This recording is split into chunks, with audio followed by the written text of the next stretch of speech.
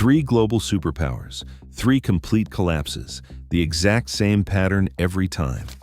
And right now, in 2025, the United States has already completed 5 of the 7 stages. We're not approaching the pattern, we're deep inside it. This is the story of how empires die, why they always think they're different, and why the math says we're next. What imperial collapse actually looks like. Imperial collapse does not start with invasion. It starts with economic exhaustion. The empire extends beyond its ability to maintain itself.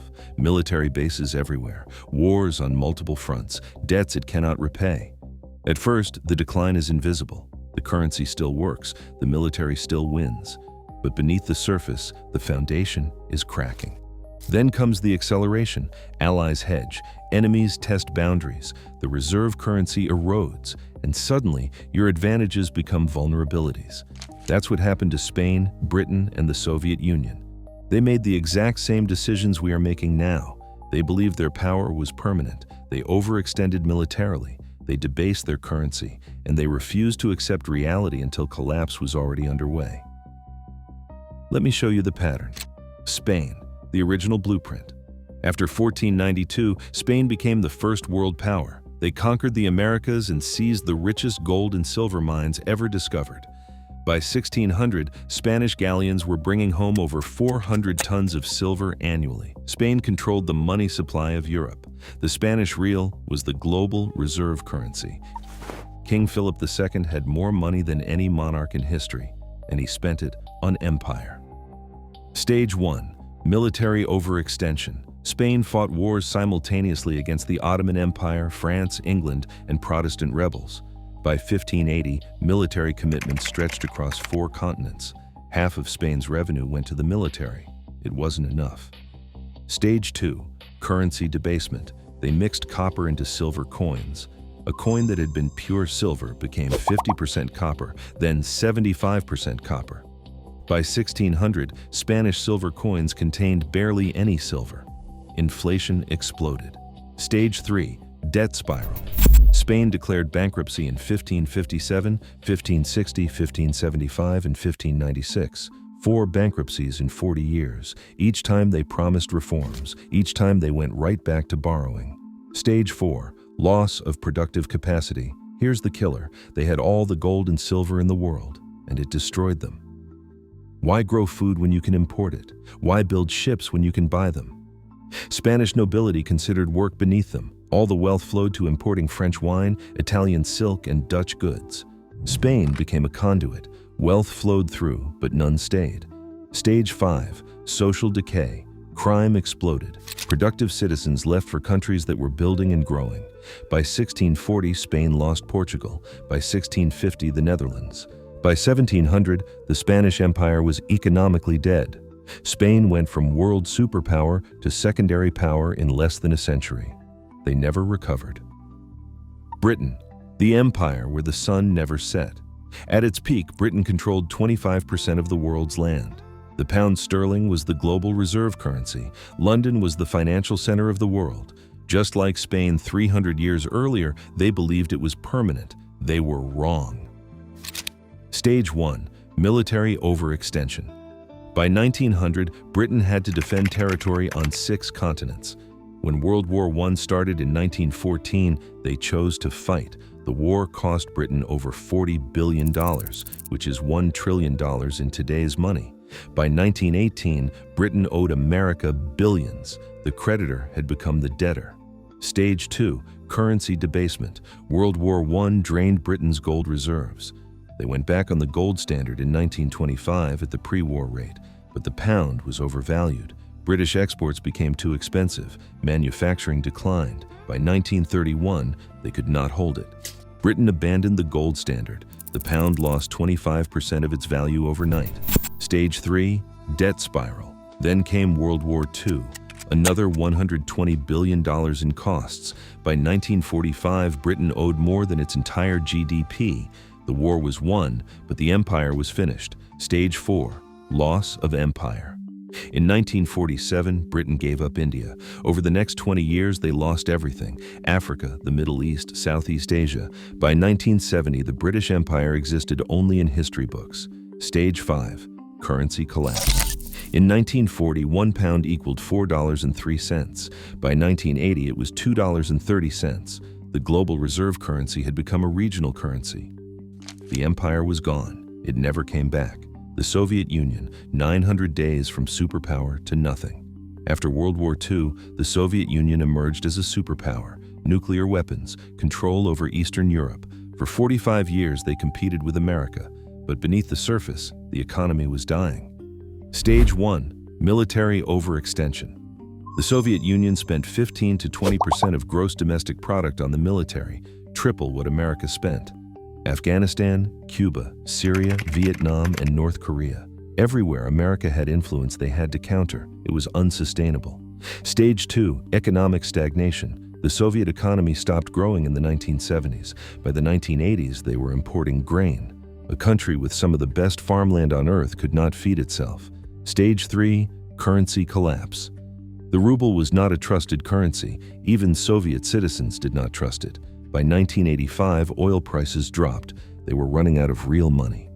Stage 4. Loss of empire. In 1989, the Berlin Wall fell. Eastern Europe broke away.